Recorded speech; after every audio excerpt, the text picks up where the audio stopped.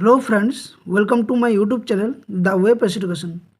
So friends, target WB primary TET 2022 যে interview, তো তার আজকে 37 নম্বর ক্লাস।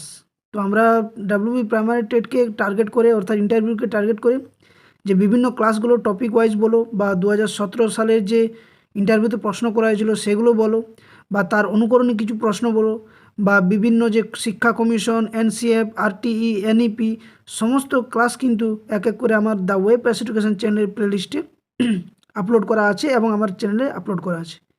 তো যারা প্রথমে বলবো যারা চ্যানেলে নতুন, অবশ্যই দেখা মাত্র চ্যানেলটি সাবস্ক্রাইব করো, বেল নোটিফিকেশনটি অন করো, কারণ এই ভিডিওগুলো সমস্ত কিন্তু তোমাদের ইন্টারভিউর জন্য গুরুত্বপূর্ণ। আর এই তথ্যগুলো তোমাদের একজন শিক্ষক বা শিক্ষিকা হিসাবে অবশ্যই জানা দরকার, যেহেতু তোমরা হবু শিক্ষক সকলে। তাই বলবো আগে চ্যানেলটি দেখা মাত্র সাবস্ক্রাইব করো, কারণ এই ধরনের তথ্যগুলো লিখতে পিপিটি বানিয়ে ক্লাস করাতে কিন্তু অনেক খাটানোর প্রয়োজন আছে। তাই দয়া করে বলবো যে চ্যানেলটিকে সাপোর্ট করো এবং অবশ্যই সাবস্ক্রাইব করো। আর ভিডিওটি দেখার সাথে সাথে ভিডিওটি লাইক করো, বন্ধুদের সাথে শেয়ার করো, যাতে সকলে এই ভিডিওগুলো পেয়ে উপকৃত হয় এবং সকলে এই তথ্যগুলো যেন জানে। তো এতক্ষণ আশা করছি তোমরা সকলেই থাম্বনেলে দেখতেই পেয়েছো যে আজকের যে ক্লাস অর্থাৎ 37 নম্বর ক্লাস, এখানে যে টপিক নিয়ে আলোচনা করা হচ্ছে সেটা হচ্ছে পশ্চিমবঙ্গের প্রাথমিক বিদ্যালয়ের সমস্ত যে রেজিস্টার খাতাগুলো রয়েছে সেই রেজিস্টার খাতার সম্পূর্ণ তথ্য আমি এখানে শেয়ার করব তোমাদের। শুধু খাতায় নয়, খাতার নাম এবং তার সাথে যে সমস্ত বিষয়গুলো তার মধ্যে লিপিবদ্ধ থাকে বা কোন কোন বিষয়ে এই খাতাগুলো বা রেজিস্টারগুলো তৈরি হয়েছে তার সম্পূর্ণ তথ্য আমি একটি ভিডিওর মাধ্যমে দেবো। তাই ভিডিওটি লাইক করো দেখার সাথে এবং শেয়ার করো, আর চ্যানেলটি অবশ্যই সাবস্ক্রাইব করো। তো চলো ভিডিওটি শুরু করা যাক। দেখো অনেক কষ্ট লাগে, তাই অবশ্যই বলবো যে চ্যানেলটি সাবস্ক্রাইব করো কিন্তু দেখা মাত্র, ওকে। তো দেখো প্রাথমিক বিদ্যালয়ে বিভিন্ন রেজিস্টার বুকগুলো যেগুলো রয়েছে, তো প্রথম যেটা বুকটা রয়েছে বা রেজিস্টার খাতা রয়েছে সেটা হচ্ছে কি না টিচার অ্যাটেন্ডেন্স রেজিস্টার। নামটা শুনেই বোঝা যাচ্ছে যে টিচার্স অ্যাটেন্ডেন্স রেজিস্টার মানে কি না, এখানে কোন বিষয়গুলো থাকে না বিদ্যালয়ের যে সমস্ত শিক্ষক বা শিক্ষিকা কর্মরত রয়েছেন, এখানে কিন্তু পার্শ্ব শিক্ষক শিক্ষিকা বাদে, আমি তার জন্য আমি ব্রেকেটে উল্লেখ করে দিয়েছি যে তাদের আলাদা রেজিস্টার কিন্তু রয়েছে, অর্থাৎ পার্শ্ব শিক্ষক শিক্ষিকা বাদে। তাহলে কি বলবে, বিদ্যালয়ের যে সমস্ত শিক্ষক বা শিক্ষিকা কর্মরত রয়েছেন তারা কখন বিদ্যালয়ে আসছেন, কখন উপস্থিত হচ্ছেন, কখন বিদ্যালয় পরিত্যাগ করছেন, এই সমস্ত তথ্য এই রেজিস্টারের মধ্যে কিন্তু লিপিবদ্ধ করা হয়। আবার বলছি যে টিচার অ্যাটেন্ডেন্স রেজিস্টার হলো সেই রেজিস্টার যেখানে বিদ্যালয়ে যে সমস্ত শিক্ষক শিক্ষিকা কর্মরত রয়েছেন তারা কখন বিদ্যালয়ে আসছেন, কখন উপস্থিত হচ্ছেন, কখন বিদ্যালয় পরিত্যাগ করছেন, এই সমস্ত তথ্য এই রেজিস্টারের মধ্যে কিন্তু লিপিবদ্ধ করা হয়, ওকে। নেক্সট দেখো 2 নম্বর রয়েছে, সেটা হচ্ছে চাইল্ড রেজিস্টার। চাইল্ড রেজিস্টার কী জিনিস না, একটি বিদ্যালয়ে কতজন শিক্ষার্থী রয়েছে, তাদের উচ্চতা কত, তাদের ভালো লাগার বিষয় কী, তারা কবে সেখানে ভর্তি হয়েছে, তারা কবে বিদ্যালয় থেকে টিসি অর্থাৎ ট্রান্সফার সার্টিফিকেট নিয়েছে অন্য বিদ্যালয়ে যাওয়ার জন্য, এই সমস্ত বিষয় এই রেজিস্টারের মধ্যে কিন্তু লিপিবদ্ধ করে রাখা হয়। তাহলে চাইল্ড রেজিস্টার কী জিনিস 2 নম্বর বলবে না, একটি বিদ্যালয়ে কতজন শিক্ষার্থী রয়েছে, তাদের উচ্চতা কত, তাদের ভালো লাগার বিষয় কী, তারা কবে সেখানে ভর্তি হয়েছে, তারা কবে সেই বিদ্যালয় থেকে টিসি বা ট্রান্সফার সার্টিফিকেট নিয়ে অন্যত্র বিদ্যালয়ে ভর্তি হয়েছে, এই সমস্ত তথ্য যে রেজিস্টারের মধ্যে লিপিবদ্ধ থাকে তাকে বলা হয় child register, okay. I hope বোঝাতে পারছি। ভিডিওটি যদি ভালো লাগছে তাহলে অবশ্যই ভিডিওটি লাইক করো, বন্ধুর সাথে শেয়ার করো, আর অনুরোধ করে বলবো যে চ্যানেলটি পাশে থাকার জন্য অবশ্যই দেখা মাত্র চ্যানেলটি সাবস্ক্রাইব করো, কারণ এই তথ্যগুলো তোমাদের জন্য আমি 100% দিয়ে চেষ্টা করছি। অনেক পিপিটি বানাতে অনেক কষ্ট হয়, তাই চ্যানেলটির পাশে থাকো এবং সাবস্ক্রাইব অবশ্যই করো। নেক্সট 3 নম্বর হচ্ছে সেটা স্টুডেন্ট অ্যাটেন্ডেন্স রেজিস্টার। এর আগে আমরা জানলাম কি চাইল্ড কী ছিল বলো তো না, চাইল্ড রেজিস্টার ছিল, তার আগে ছিল টিচার্স অ্যাটেন্ডেন্স রেজিস্টার, এরপর আসছে স্টুডেন্ট অ্যাটেন্ডেন্স রেজিস্টার। 3 নম্বর এটা মনে রাখবে না, একটি বিদ্যালয়ে কোনো একটি দিনে, একটি বিদ্যালয়ে কোনো একটি দিনে কোনো একটি শ্রেণীকক্ষে কতজন শিক্ষার্থী উপস্থিত রয়েছে, কতজন অনুপস্থিত রয়েছে তার নথি বা তথ্য এখানে কিন্তু লিপিবদ্ধ করা হয়। তোমরা সকলেই জানো, এবং যারা বিদ্যালয়ে পড়াশোনা করেছো বা তোমরা ট্রেনিং পিরিয়ডেও তোমরা দেখেছো যে যখন রোল নম্বর ডাকা হয়, রোল নম্বর 1, রোল নম্বর 2, তো এই সমস্ত কিন্তু যে নামগুলো এবং তারা কবে কবে সেখানে উপস্থিত থাকছে, কবে অনুপস্থিত থাকছে, এই সমস্ত তথ্য কিন্তু এই স্টুডেন্ট অ্যাটেন্ডেন্স রেজিস্টারের মধ্যে লিপিবদ্ধ করে রাখা হয়। সকলে হবু শিক্ষক, সকলে ভিডিওগুলো কিন্তু অবশ্যই ধৈর্য ধরে দেখো, অনেক হেল্পফুল, এবং তোমরা যেহেতু একজন শিক্ষক হতে চলেছো বা শিক্ষিকা হতে চলেছো, সেই জন্য এই বিষয়গুলো জানা কিন্তু অত্যন্ত দরকার, এবং ইন্টারভিউর জন্য তো একদম গুরুত্বপূর্ণ।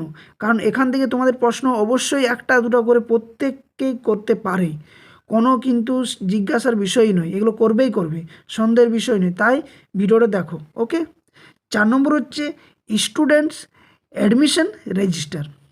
তো স্টুডেন্ট অ্যাডমিশন রেজিস্টার নামটা শুনে বোঝা যাচ্ছে না, এটি একটি এমন রেজিস্টার যেখানে বিদ্যালয়ের কোনো একটি ছেলে বা মেয়ে যখন প্রথম বিদ্যালয়ে ভর্তি হয় তখন তার কিছু তথ্য এই রেজিস্টারের মধ্যে লিপিবদ্ধ করে রাখা হয়। অর্থাৎ যেমন যখন বিদ্যালয়ে শিক্ষার্থীরা ভর্তি হয়েছে বা শিশু ভর্তি হয়েছে তখন তার নাম, বয়স, জন্ম তারিখ, তার বাবার নাম, মায়ের নাম, পরিচয়, ঠিকানা, এই ইত্যাদি বিষয়গুলো কিন্তু এই স্টুডেন্ট অ্যাডমিশন রেজিস্টারের মধ্যে কিন্তু লিপিবদ্ধ করে রাখা হয়। তো 4 নম্বর হলো কি না, স্টুডেন্ট অ্যাডমিশন রেজিস্টার। নেক্সট 5 নম্বর, সেটা হচ্ছে স্টক বা অ্যাসেট রেজিস্টার। স্টক মানে বুঝতেই পারছো যে কোনো কিছু কি সেখানে মানে রাখা আর কি, বিদ্যালয়ের মধ্যে যেগুলো গচ্ছিতভাবে রাখা হয়।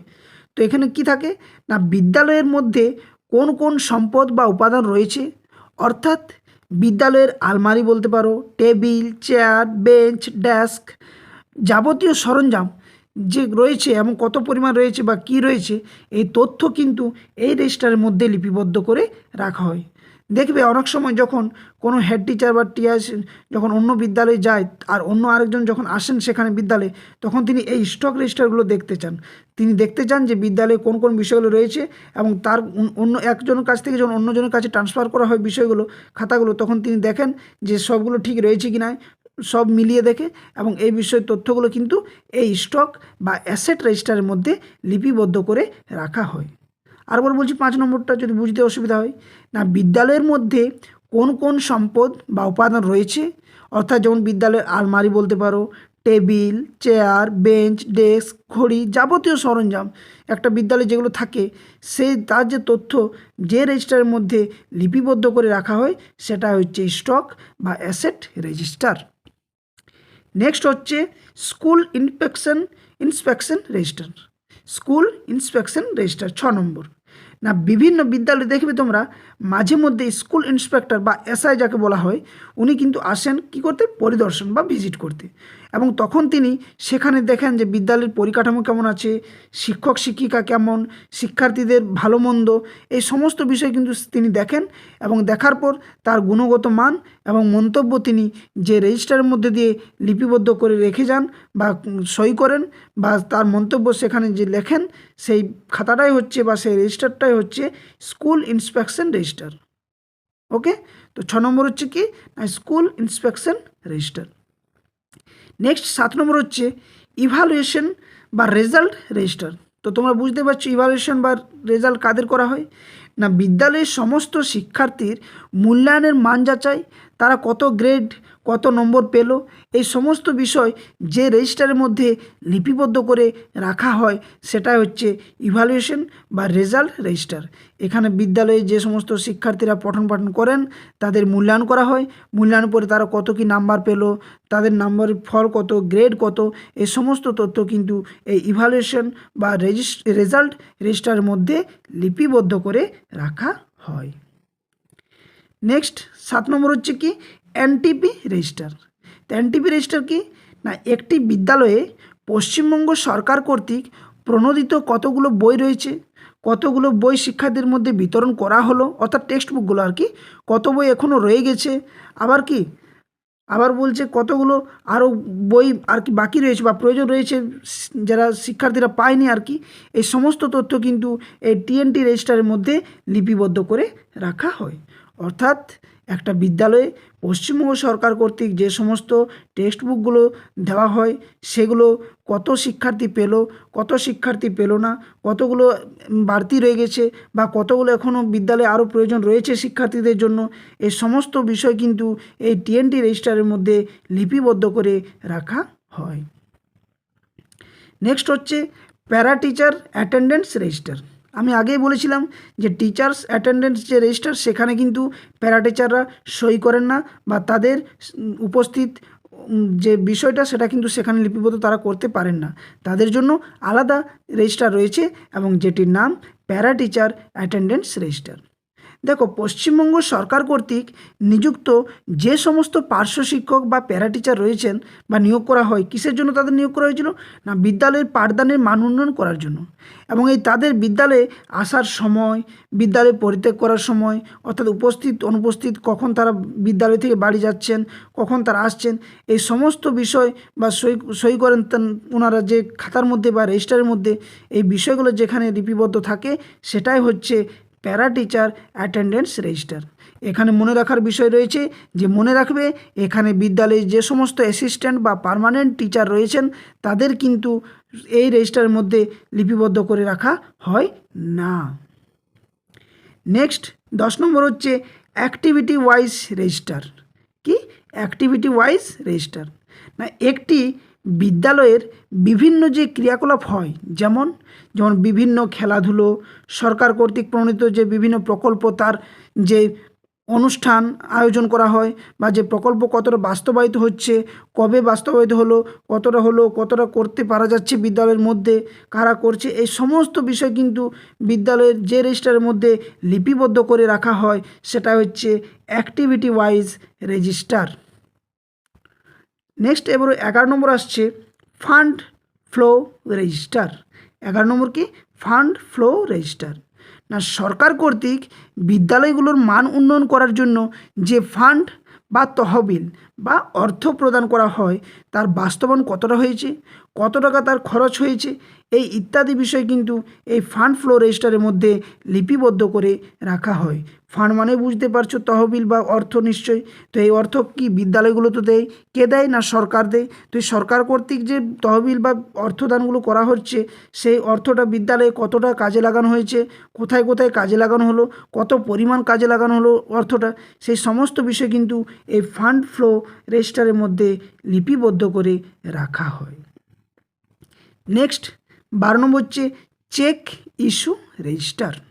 তো চেক ইস্যু রেজিস্টার কি না একটি বিদ্যালয়ে সরকার কর্তৃক যে বিভিন্ন অর্থ প্রদান করা হয়, এটা আলাদা কিন্তু বিভিন্ন যে অর্থ প্রদান করা হয় তার যে ব্যাংক থেকে কত টাকা তোলার সেই চেক একটা থাকে, তো এই চেকে কত টাকা তুলছে, কে তুলছে, কাকে দেওয়া হচ্ছে, কোথায় টাকাটা খরচ করা হচ্ছে, এই সমস্ত বিষয় কিন্তু এই চেক রেজিস্টারের মধ্যে লিপিবদ্ধ করে রাখা হয়, অর্থাৎ বিশদ বিবরণ এই চেকের এই রেজিস্টারের মধ্যে রাখা হয় বলে একে চেক রেজিস্টার বলা হয়।